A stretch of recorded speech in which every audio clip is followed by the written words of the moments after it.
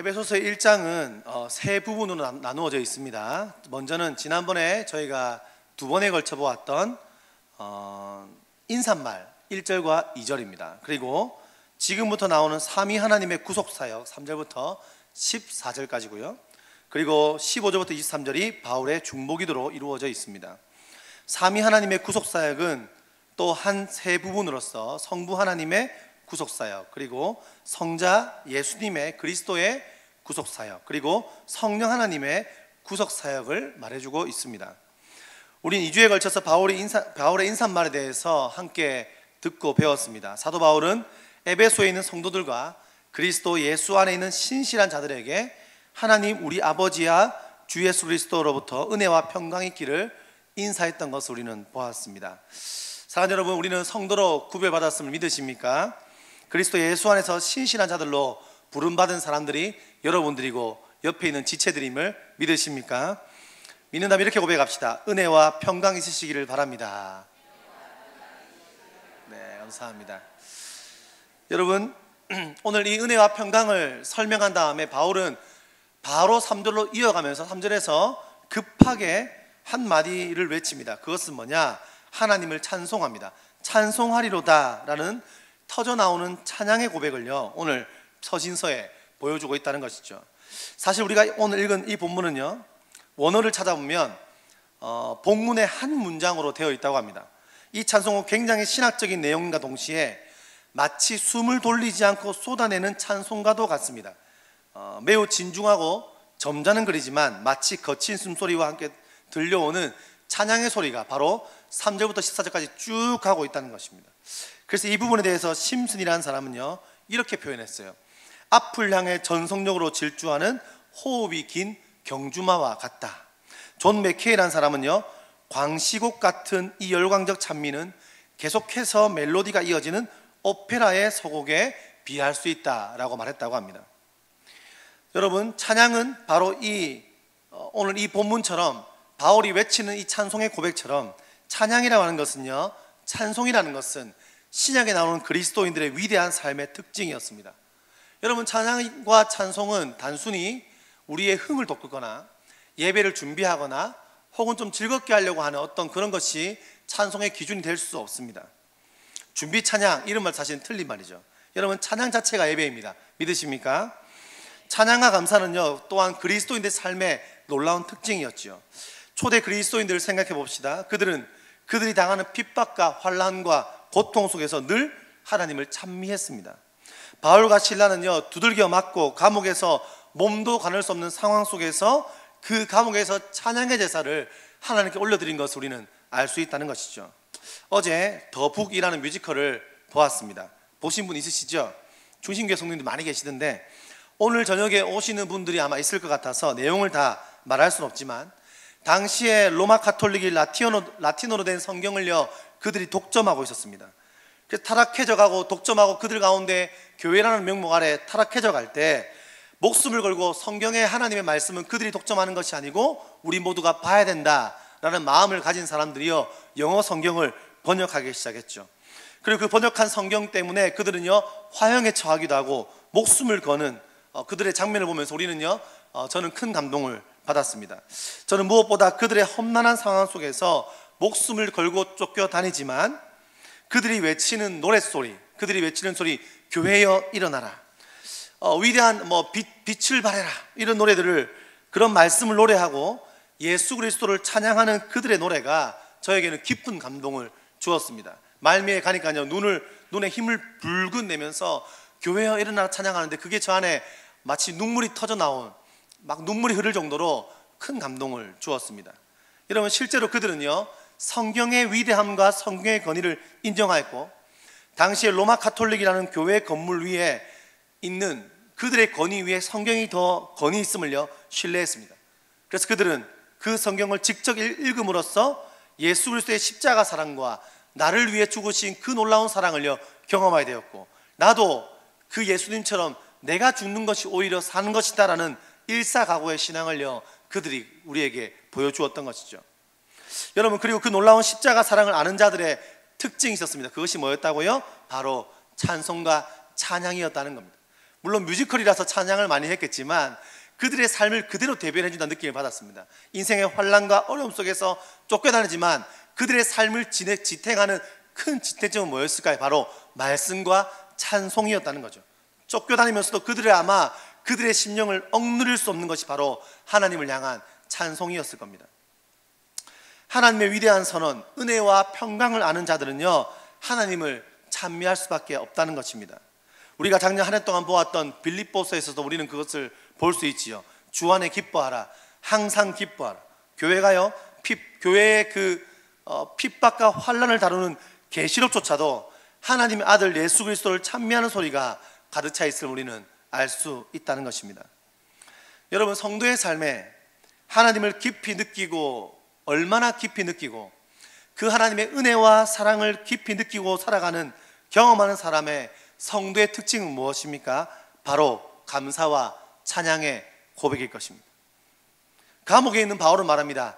찬송하리로다. 우리는 물어야 됩니다. 여러분, 우리 안에 이 솟구쳐 있는 찬양이 여러분 안에 건재하게 있습니까?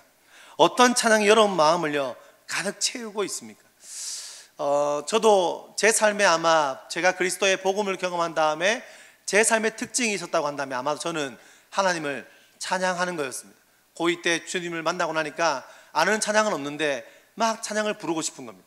그래서 기억나는 게 학교 기숙사에서 문을 걸어 잠그고 잘 칠지도 모르는 기타를 들고 1시간이고 2시간이고 그 아이들에게 방해받을까 봐 문을 잠그고 막 찬양했던 기억이 있습니다.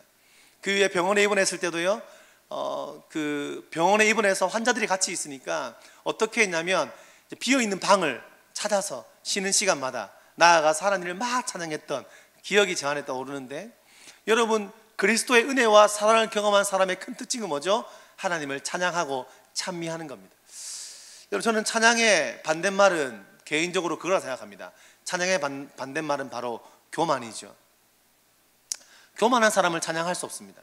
하나님 없이 살아갈 수 있다, 하나님 없이 내 삶의 미래를 내가 개척해 갈 수 있다 라고 믿는 사람은 하나님을요 진실되게 찬양할 수 없습니다. 그러나 자신의 연약함을 알고 자신의 부족함을 알고 그 구원의 은혜와 사랑을 경험한 사람의 특징에는 뭐가 있습니까? 교만이 아니라 입에 찬송이 흘러나오는 것입니다. 우리의 믿음의 고백과 찬양이요 너무너무 좋은 것입니다. 오늘 아까 했던 찬양, 큰 영광 중에 계신 주 나 찬송합니다. 영원히 계신 주 이름 찬송합니다.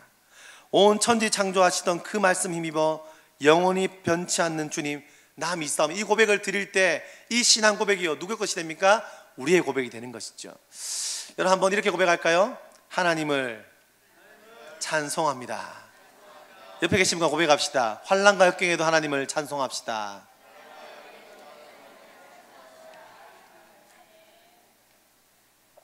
아멘 하십니까? 여러분, 그들이 그렇게 하나님을 찬양했던 이유는요 딱 하나였습니다. 뭐냐면 하나님의 크신 복을 경험했기 때문이라고 오늘 성경은 말하고 있습니다. 무슨 일이 있기에 하나님에 대한 찬송이 터져 나오는가? 왜 찬송과 감사가 사도 바울의 입술에서 나오는 첫 말이 될까? 그 까닭은요 하나님께서 아주 놀라운 일을 사람들에게 베풀었다는 겁니다. 하나님의 은혜를 얻은 자는요 찬송하게 되어 있습니다. 하나님께서 무슨 일을 행하셨냐? 오늘 성경에서 말하기를 하늘에 속한 신령한 복을 우리에게 주셨다는 겁니다. 믿으십니까? 여러분, 하나님은요 복을 주시는 분이십니다. 그런데 그 복은요 물질과 관련된 복만이 아닙니다. 오늘 성경은 말하기를 하늘에 속한 모든 신령한 복을 우리에게 주셨다는 거예요. 여러분, 이 땅에 많은 사람들이 하나님을 찬양하는 이유가 이 땅에 속한 물질적인 이유가 되고 있습니다. 하나님, 이것만 들어주시면 찬송하겠습니다. 이것만 들어주시면 제가 진짜 주님 위해서 열정을 다하겠습니다. 눈에 보이는 축복받을 때 하나님을 찬양하려고 하는 것이죠. 몸의 건강, 사업의 번창, 자녀들의 학업의 진전, 좋은 대학에 입학, 좋은 회사의 승진, 장수하는 것, 그러한 범주를요 넘어서지 못하는 그리스도인들이 많이 있습니다. 여러분, 실제로 구약시대 때는요 바로 그런 율법적인 하나님의 복들이 있었지요. 하나님께 충성하고 순종하면 복을 주셨습니다. 신약에 들어오면서부터 하나님은 기본적이고 아주 기본적인 물질적인 복을 허락하지만 대부분은요 하늘의 신령한 복에 대해서 예수님은 말씀하셨습니다. 성경은 말합니다. 이 땅은 장막집과 같다. 무슨 말입니까? 텐트와 같다는 것입니다. 근데 많은 그리스도인들이 이 땅에 장막집과 같은 텐트 속에 살면서 여기가 좋다라고 말하는 사람이 있다는 거죠. 얼마나 우스운 일입니까? 여러분, 제가 만약에 텐트를 누구한테 하나 얻었는데 100만 원짜리 텐트 얻었다고 교회 앞마당에 텐트를 치고 집에 안 가겠다라고 말을 한다면 저희 아내가 저한테 뭐라고 하겠습니까? 어서 빨리 집에 가자. 성도님 오시면 뭐라 하겠냐 이렇게 말을 하겠죠. 난 집에 안 간다 라고 말하고 밥은 어떻게 먹을래? 여기서 라면 먹을래? 라고 말하면 아내가 그냥 집을 나가라 라고 말할 수도 있겠죠. 여러분, 말이 안 되는 것이죠. 이 땅에 있는 텐트 속에 사는 것이 즐거워서 그것이 자신의 인생의 가장 누리는 복인 양 살아가는 많은 그리스도인들이 있습니다. 이 땅에 주어진 물질, 주어진 것에 자신의 온 몸과 목을 메어서 살아가는 사람들이 있다는 것입니다. 그런데 우리가 그것을 위해 달려보지만 우리가 아는 것처럼 우리는 그것에 만족이 될 수 있습니까? 만족되지 않습니다. 여러분, 여름에 이렇게 굉장히 이렇게 더운 날에 그 얼음 그 콜라, 그렇죠? 얼음을 동동 띄운 콜라를 마시면 얼마나 시원합니까? 그죠? 얼음을 동동 띄워서 물을 콜라를 탁 마시면 어떻습니까? 일단 머리가 아픕니다. 그죠? 머리가 아프고 너무 아프다 이런 생각이 드는데 다시는 목마른 것이죠. 여러분, 우리는요 태생부터 이 땅에 있는 복으로 우리는요 만족될 수 없는 사람들입니다. 동의하십니까? 여러분, 우리는요 하늘의 복과 하늘이 주시는 복으로만 만족이 될 수 있는 사람들입니다. 이 땅에서 간헐적으로 주님 주신 은혜와 복들을 경험하지만 우리는 이 땅에서 다 경험할 수가 없습니다. 우리는 오직 저 하늘의 신령한 복, 이미 주님께서 허락하신 그 복을 경험할 때에만 우리는 참된 만족을 경험할 수 있게 된다는 것을 믿으시기를 소망합니다. 여기서 복 주셨다는 의미는요 부정각오로서 이미 주님이 주셨다는 거예요. 하늘의 신령한 복을요 우리에게 주셨다는 겁니다. 이 땅에 살아가면서 우리가 이 땅의 복 원하지 말고 하나님이 이미 주셨다고 말씀하시는 복에 만족하는 우리 인생 되기를 축복합니다. 그럼 그 복이 무엇인가? 성경은 이렇게 말합니다. 바로 성부 하나님으로부터 오는 복과 성자 하나님으로부터 오는 복과 그리고 성령 하나님으로부터 오는 복이 있다고 말합니다. 바로 그 복을 인해서 찬양하고 노래한다는 것입니다. 여러분, 첫 번째, 하나님이 우리를 창세전에 택하셔서 하나님의 자녀된 것, 그것이 바로 우리의 복이라는 거예요. 4절과 5절과 6절을 같이 읽어보겠습니다. 시작.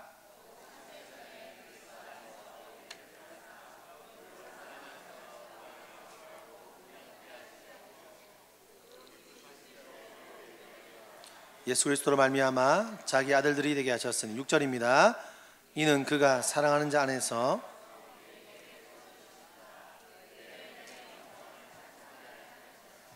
아멘 하십니까? 4절에서 바울은 곧 창세전에 그리스도 안에서 우리를 택하사라고 말하고 있습니다. 창세전에 택했다는 의미는요 바로 하나님의 주권을 의미합니다. 우리의 의지와 상관없이 하나님께서 주권적으로 우리를 택하셨고 또한 그 의미는요 우리를 향한 하나님의 계획은요 완전 무결하다는 것을 설명하는 겁니다. 여러분, 우리는요 조건이 되어서 사랑받을 조건 되어서 선택받지 않았습니다. 우리는 전혀 하나님 앞에 선택받을 조건과 이유가 없는데 하나님은 그럼에도 불구하고 우리를 택하셨고 우리를 불러주셨다는 겁니다. 여러분, 하나님의 택하심으로 부르심을 입은 것, 그것을 바로 은혜라고 합니다. 우리 안에 그 은혜에 대한 감사가 있습니까? 우리가 하나님 앞에서 찬양이 사라지고 내 삶에 감사가 사라졌을 때 다시 한번 우리의 삶 가운데 찬양과 감사를 흘러오게 하는 방법이 무엇입니까? 무엇을 기억하는 겁니까? 이겁니다. 하나님이 우리 인생을 부르셨다. 언제 불렀다고요? 연약할 때, 연약하고 부족할 때 하나님의 부르심을 입을 수 없는 자인데 내 삶을 주님이 불렀다는 것을 고백하는 것이 얼마나 감사한 일인지 모릅니다.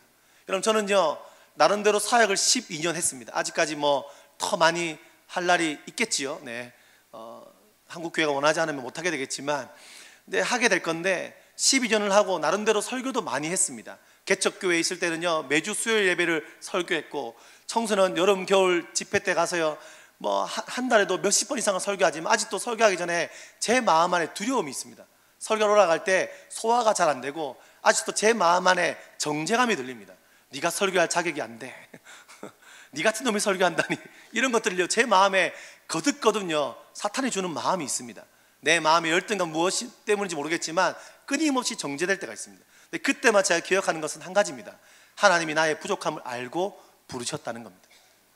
건호이라는 한 사람, 너의 잘남, 네가 미래에 무엇인가를 잘하고, 네가 앞으로 앞에서 찬양 인도를 뜨겁게 하고, 네가 멋진 설교를 앞으로 할 수 있고, 네가 멋진 사역자가 되는 것, 그게 이유가 아니었다는 거예요. 하나님의 부르심과 목적이요, 아무 이유 없이 그분의 부르심과 그분의 자비와 그분의 긍휼로 우리를 불렀다는 겁니다. 제가요 거듭거듭 그 고백을 앉아서요 그 찬양과 고백을요 하고 올랐을 때가 많습니다. 하나님, 연약하지만 부족하지만 오늘 또 여전히 모자라고 부족한 모습으로 주 앞에 섰는데 하나님 저를 부르셨군요 라는 고백으로요 딱 고백하면 제 마음에 뭐가 있습니까? 감사가 흘러나오는 겁니다. 여러분, 저만 그렇습니까? 예배 자리에 참여할 때 마찬가지 아니겠습니까? 우리 중에서 자격이 있어 예배 온 사람 없습니다. 여러분, 우리가 수십 번을 주중에 주 앞에 예배한들, 우리가 금식 기도를 얼마나 한들, 성경을 달달 외운들, 우리가 주 앞에 어떤 봉사를 많이 하든 누구도 자격이 있어 이 자리에 있는 사람 없습니다. 오직 우리는 하나님의 부르심과 하나님의 자비와 하나님의 긍휼로 이 자리에 나온 것이죠. 우리는 그것을 기억하고 고백할 때 뭐가 나올까요? 찬송이 흘러나오는 겁니다. 주 나를 구원했으니 어찌 잠잠하리. 이 고백이 왜 은혜가 됩니까? 그때마다 나의 구원하신 그 주님, 나를 부르신 주님, 상황이 엉망이라도, 이번 주에 좀 안 좋은 일이 있었어도, 이번 주 내 삶에 좀 연약하고 좀 하나님 앞에 부끄러운 일이 있었을지라도 우리는 고백할 수 있어요. 기쁘게 찬양할 이유가 있어요. 왜냐하면 그분이 나를 택하시고 부르셨기 때문입니다. 믿으십니까? 하나님의 그 택하심과 하나님의 그 부르심의 자리는요 우리를 어디까지 가져갑니까? 이렇게 말합니다. 자기의 아들들이 되게 하려 하셨다. 우리를요 아들과 딸로 불렀다는 겁니다. 거저주시는 은혜 안에 우리를 당신의 자녀로 불러주었다는 거예요. 로마서 8장 29절과 30절에 보면 하나님이 미리 아신 자들을 미리 정하셨고, 미리 정하신 자들 부르셔서 의롭다 하셨고 영화롭게 하셨다고 말씀합니다. 우리가 하나님을 알고 믿기 전에 미리 하나님이 우리를 아셨고 하나님의 자녀 삼기로 정하셨고, 그리고 때가 되었을 때 우리를 부르셨다는 겁니다. 여러분, 때를 이 땅 살아가는 우리의 삶이 하나님 보시기에는 부족한 것 같지만 기억하십시오. 우리를 당신의 자녀로, 당신의 아들과 딸로 우리를 부르셨습니다. 그것을 기억할 때 우리는 찬양이 흘러나오는 것이죠. 그것을 기억할 때 고백이 나오는 겁니다. 제가 너무 좋아하는 찬양이 있는데요, 자주 불렀습니다. 하나님, 제게 참 두려운 것이 많습니다. 잘 못하는 거, 모르는 것도 많습니다. 왜 이렇게 연약하고 부족한지 모르겠습니다. 그러나 하나님을 아버지라 부를 수 있어서 너무나 감사합니다. 6절에 보면 그 믿음의 고백을 했던 바울은 말하죠. 우리에게 거저주시는 바 그의 은혜의 영광을 찬송하게 하려는 것이라. 우리가 하나님의 자녀로 택함 받은 것은 거저주시는 하나님의 은혜라는 거예요. 그러므로 우리가 그 놀라우신 하나님의 은혜를 찬송해야 한다는 것이죠. 여러분, 전능하신 창조주 하나님의 자녀로 택함 받았던 것보다 우리에게 더 큰 찬송의 제목은 없을 줄 믿습니다. 둘째로는요, 바로 이것입니다. 성자 예수님의 구속 사역인데, 신령한 복은, 두 번째 신령한 복은 우리가 예수님의 피로 구속하고 곧 죄사함을 받았다는 것이 찬송의 이유가 된다는 것입니다. 1장 7절을 읽어보겠습니다. 시작.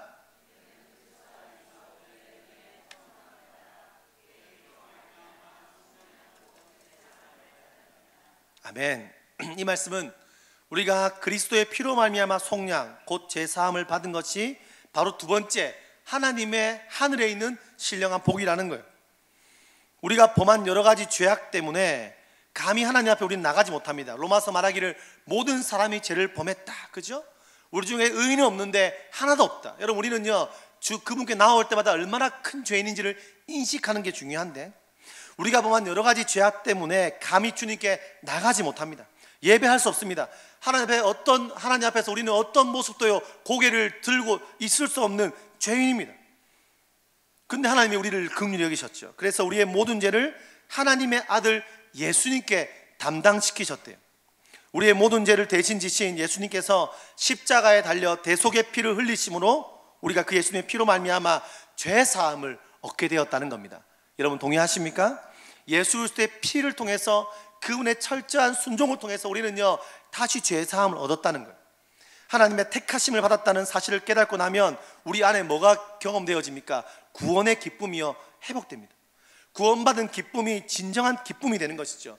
다윗이 죄를 짓고 난 후에 잃어버린 것은 바로 구원의 즐거움이었습니다. 시편 57편에 보니까 이렇게 말합니다. 주의 구원의 즐거움을 내게 회복시켜 주시고 자원하는 심령을 주사 나를 붙드시옵소서. 무슨 말입니까? 자신이 지은 죄를 숨기는 것이나 왕권의 회복이나 다른 이 땅에 있는 물질적인 것이 아니라 자신에게 필요한 기쁨이 있는데, 그것은 뭐냐? 구원의 즐거움을 회복시켜 달라는 것입니다. 우리가 하나님의 백성이 되고 택함을 받아서 구원받았다는 것을 다시 알게 되면 우리 안에 기쁨과 즐거움이 흘러넘치게 되어 있습니다. 구원의 즐거움을 누리게 되는 것이죠. 그러면 신앙생활이 또한 즐거워지는 것이죠. 하박국 3장 18절에 보면 나는 여호와로 말미암아 즐거워하며 나의 구원의 하나님으로 말미암아 기뻐하리로다 라고 말합니다. 여러분, 하박국 선지자가 기뻐하는 이유가 무엇입니까? 좋은 땅을 사는 건요, 내가 잘 되는 건요, 나의 그 어떤 것도 아닙니다. 나는 여호와로 말미암아 나의 구원의 하나님으로 말미암아 기뻐했다라고 나오는 것입니다. 우리는 오늘 말씀을 보며 이 바울의 권면과 바울의 찬송을 보며 우리는 우리 자신에게 물어야 됩니다. 나에게 구원의 기쁨이 회복되었는가? 우리가 처음 그리스도를 만났을 때 내 안 넘쳐 터져 나오는 샘솟는 찬양의 기쁨, 주님 나를 구원하셨군요, 나 같은 사람을 사랑하셨군요, 나 같은 죄인 중에 개수 같은 내 인생을 주님 구원하셨군요 라고 하며 그분의 찬송을 부를 때마다 넘쳐나왔던 찬양의 고백과 사랑의 노래가 우리에게 회복되었는가 우리는 물어야 될 것입니다. 바울은 말합니다. 그 제사함의 고백, 예수 그리스도의 구속의 고백을, 그 은혜, 예수님께서 우리의 모든 죄를 사해 주신 그 놀라우신 구속의 역사로 말미암아 우리가 찬송할 이유가 된다는 것입니다. 죄사함으로 인해서 우리는요 찬송을 하게 되는 것이죠. 내가 죄인이었구나, 내가 죄인이었는데 이렇게 내가 그 죄인임을 인식하지 못하고 또다시 살았구나, 주 앞에 나와서 그것을 경험하고 찬송하게 되는 것입니다. 한번 따라 고백할까요? 죄사함의 구원의 은혜가 우리를 찬송하게 합니다. 세 번째는요 이것입니다. 신령한 복은 성령의 인치심으로 인해서 받는 거라는 겁니다.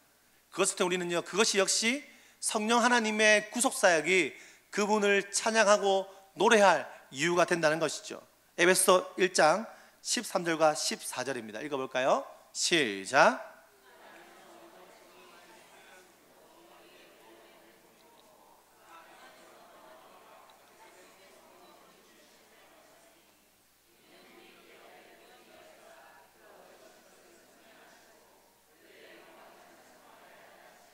아멘.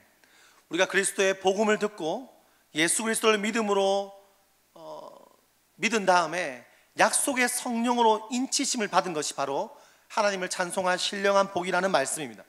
약속의 성령이라는 말씀은요 하나님께서 모든 육체에게 부어주시겠다고 약속하신 성령을 가리키는 것이죠.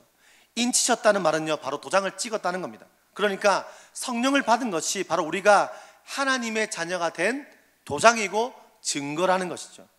사도행전 1장 4절을 보면 부활하신 예수님께서 제자들에게 아버지의 약속하신 성령을 기다리라고 명령하셨습니다. 이 말씀을 들은 제자들을 비롯한 120명의 성도들이 예루살렘을 떠나지 않습니다. 마가의 다락방에서 성령을 받기 위해서 간절히 기도합니다. 그러다가 오순절날 마가의 다락방에 약속하신 성령의 강한 바람소리와 함께 불의 혀처럼 성령이 그곳에 임했던 것이죠. 구약시대에는요 특정한 사람에게만 그 성령이 임했지만, 다윗 왕이나 엘리야 같은 사람에게 임했지만, 오순절날 이후로 누구든지 예수 그리스도를 주로 믿는 사람과 예수님의 피로 제사함을 받은 사람, 그리고 성령의 충만함으로 사모하는 사람들에게는요 바로 주님께서 성령을 선물로 허락하셨습니다. 성령은 곧 하나님의 영이라는 것이죠. 여러분, 저는 이 말씀을 읽으면 다시 한번 우리 안에 필요하고 회복되어야 될 것은 뭐냐? 아까 나누었던 하나님 나를 택하셨다 믿으시죠? 택하신 주님께서 우리의 그분의 아들 예수를 통해서 우리를 어떻게 하셨다고요? 십자가의 보혈로 우리를 새롭게 하셨습니다. 믿으십니까? 여러분, 십자가 보혈 회복된 우리에게 필요한 것이 무엇입니까? 바로 성령의 충만인 줄 믿습니다. 예수 그리스도가 우리 안에 오심으로 우리는 성령의 은혜로 말미암아 그분을 알게 되었고, 우리 안에 성령이 오셨지만 다시 우리가 갈망할 것은요 우리 안에 부어주시는 성령을 갈망할 필요가 있다는 것입니다. 여러분, 19세기 최고의 설교자라 불리는 영국의 마틴 로이즈 목사님은 죽을 때까지 그 성령을 갈망했다고 합니다. 그 성령은 무엇입니까? 단순히 그냥 우리 가운데 오셔서 성령 앞에서 한번 눈물 좀 흘리고 성령을 경험했습니다 말 한마디 하는 게 아니고요, 그가 말하는 성령의 충만함은 그것이었습니다. 사람이 하나님이 아니고서는 설명될 수밖에 없는 하나님의 일들을 말했던 것입니다. 마치 웨일즈의 대부흥운동처럼 성령에 충만하자. 여러분, 성령이 그 가운데 가득하자. 여러분, 그 학교에 들어가니까 학교의 문을 나서는 들어가는 그 순간 사람들이요 자신의 죄를 각성하기 시작합니다. 모두가 눈물을 흘리니까, 아니 선생님까지 눈물을 흘리니까 수업이 진행되지 못합니다. 수업을 그냥 마쳐버립니다. 그리고 그 동네에 있던 술집들 안에 있는 사람들이요 회개하고 주님께 돌아오니까 술집이 다 문을 닫아버립니다. 그것을 보고 누가 하나님의 일하심을요 경험하지 못하겠습니까? 성령의 충만함, 성령의 기대하심. 우리 안에는요 다시 한번 성령께서 내 안에 충만하게 임해서 하나님이 아니고서는 설명될 수 없는 하나님의 성령의 은사를 갈망하는 마음이 필요합니다. 우리가 주일에 찬양하고 예배하고 봉사하고 동시에 이것들을 잘 해나간과 동시에 내 삶의 가정을 잘 꾸려나가고 직장 생활을 잘한가 동시에 우리는 무엇을 갈망합니까? 성령님 내 안에 충만하게 임하여 주시옵소서. 초대교회 때 임했던 성령의 불의 같은 성령의 역사, 어떤 사람이 강단에 서더라도 연약하고 부족하고, 여러분 당시에 많은 선교사들과 많은 사람들이요 설교할 때 아무 능력이 일어나지 않고 설교했는데 그 누구도 회개하지 않고 너무 답답해하고 있는데 어느 날 갑자기 성령이 그 가운데 임해버립니다. 어떤 설교자는요 똑같은 설교문을 안고 들고 나서서 읽었는데 성령이 강하게 임해서 사람들이 자기의 죄를요 각성하기 시작합니다. 무엇을 말해주는 겁니까? 설교자에게 달려있는 것이 아닙니다. 사람에게 달려있는 것이 아니었죠. 한 가지였습니다. 우리의 마음 안에 성령의 충만함을 갈망하고 소망했던 하나님의 사람들에게 하나님의 때가 된 성령이요 강하게 임하는 것입니다. 여러분, 그것을 저는요 제주 땅에서 보고 싶습니다. 이왕 제주에 사는 것, 그죠? 우리가 그리스도인으로 부름받은 것, 사역자로 부름받았는데 그냥 사람의 열심과 사람의 능력으로 아니라 그냥 성령이 하늘에 쏟아지는 은혜를 경험하고 체험하고 싶습니다. 우리의 마음에 그런 갈급함을 동일하게 가지는 것이 너무나 중요한 것이죠. 여러분, 성령이 충만하게 임한 것, 동일하게 그 성령의 충만함 뿐 아니라 내가 예수 그리스도를 경험하고 성령이 내 인생을 구속했다는 것을 우리가요 경험하면 우리가 뭐가 나옵니까? 찬송하게 되는 것입니다. 여러분, 성령이 나의 삶에 함께 하시고 성령이 우리의 삶을 다듬어 가고 있다는 그 사실이 우리의 찬송할 충분한 이유가 된다고 믿으십니까? 이게 왜 은혜가 된다면요, 부르심도 마찬가지고 택하심도 마찬가지지만 우리 인생에 실패가 있습니까? 없습니까? 있지요. 예수 믿고 우리가 직분자가 됐잖아요, 그죠? 여러분, 저는 그런 말 많이 들었습니다. 10년 하면 베테랑 된다. 그거 제가 믿고 청소년 사역 12년 했습니다. 속았다라고 느끼고 있어요. 가끔 요즘에는 청년 사역이 필요하지 않나 이런 생각을 좀 마음에 들 때가 많고 진짜로 그냥 한 소리가 아니고, 청소년 사역 10년 하면 베테랑, 웃긴 소리죠. 여러분, 10년 하면 베테랑 된다는데 신앙생활 10년 했는데 베테랑 되던가요? 집사님으로 10년 계신 분 계시죠? 권사님으로 10년 하실 분들 계시죠? 베테랑 됩니까? 안 됩니다. 우리가 가리갈수록 느끼는 게 뭡니까? 우리가 그분의 영화로우심 앞에서 그분을 닮아가는 인생으로 주님이 다듬어 가시는데 여전히 내 삶의 땅에서 내 모습 보면요 얼마나 눈물이 나고 얼마나 부족하고, 하나님 앞에서 우리가 나올 때마다 좀 승리의 재가를 말하면 좋겠는데, 주님 내가 승리했습니다 고백하면 좋겠는데, 한 주의 삶을 돌아보면 실패가 더 많을 때가 많지 않습니까? 그게 우리 인생이죠. 연약함이죠. 근데 그 가운데서 우리가요 무엇이 우리의 삶에 위로가 되고 감사가 되고 찬송이 됩니까? 부족한 우리의 삶의 자리에, 연약한 우리의 삶의 자리를 주님께서 고와 같이 버려두지 않으시고 우리 인생에 오셔서 너 나의 자녀야, 너 나의 아들이야, 나의 딸이야, 주님께서 보증해 주셨다는 겁니다. 도장을 콱 찍어버렸다는 겁니다. 세상 보기에 연약하지만 누가 보기에도 이런 찌질이가 무슨 예수 믿는 사람 같냐라고 보일지 모르겠지만 하나님 보시기에는 이미 아니라는 겁니다. 여러분 믿습니까? 그 보증인 거죠. 그 보증 없다면 제가 어떻게 설교하겠고, 그 보증이 없다면 우리가 어떻게 이곳에서 봉사하고 교사로 찬양팀으로 우리가 섬기는 자리에서 그 보증 없이 어떻게 주 앞에서 떳떳하게 설 수 있습니까? 그분이 아버지이기 때문에, 성령을 통해서 그분이 아버지라는 걸 우리가 느끼고 경험했기 때문에 또 고개를 들고 그분 앞에 나가서 그냥 그분을 안아버리는 것이죠. 주님 내가 왔습니다. 연약하고 부족하지만 나 같은 인생이 왔습니다. 그 감동을 누가 주십니까? 성령이 주시는 거죠. 우리가 그 구속하심과 성령 은혜를 경험하면요 어떻게 됩니까? 영광의 주님을 찬송하게 되는 것입니다. 오늘 바울은 말합니다. 6절에서 그의 은혜의 영광을 찬송하게 하려는 것이라. 누구 때문에? 우리를 택하신 하나님 때문에. 12절에서 그의 영광의 찬송이 되게 하려 하심이라. 누구 때문에? 우리의 모든 죄를 사해 주신 예수 그리스도 때문에. 14절에서 그의 영광을 찬송하게 하려 하심이라. 우리의 삶을 다듬어 가시는 그 성령 하나님의 구속과 은혜 때문에 찬양한다는 거예요. 즉 오늘의 이 말씀은요, 삼위일체 하나님을 말하는 것입니다. 삼위일체 하나님의 경륜은 창세전에 그리스도 안에서 우리를 선택하셨고 예수 그리스도를 통해 하나님의 자녀가 되게 하셨고, 믿습니까? 그리고 우리를 그분 앞에서 거룩하고 흠이 없는 새로운 백성으로 우리를 삼아 가신다는 겁니다. 여러분, 오늘의 결론으로 우리의 삶을 돌아봅시다. 우리 안에 나를 택하신 주님을 향한 찬양이 있습니까? 참 벌레만도 못한 죽어 마땅한 우리를 구속하신 그 십자가 보혈의 은혜와 은혜 앞에 감사와 찬양이 있습니까? 그리고 우리 인생에 오셔서 우리 인생을 끊임없이 거룩하게 다듬어 가시는, 우리를 보증하셔서 우리 인생을 만들어 가시는 그 주님을 향한 성령 하나님에 대한 신뢰와 찬양이 있습니까? 오늘 이 시간에도 그 찬양을 회복하시고 한 주 동안 그분을 노래하며 찬송하며 감사하는 여러분 되시기를 축복합니다. 기도하겠습니다. 하나님 감사합니다. 우리 안에 찬송이 가득하기를 소망합니다. 우리 안에 기쁨이 가득하기를 소망합니다. 우리 안에 주님의 십자가 은혜 앞에서 다시 한번 내 마음과 나의 심령을 내어드리고 우리 인생을 붙드시는 그 주님 노래하는 찬송의 마음 있게 하여 주시옵소서. 예수님 이름으로 기도드렸습니다.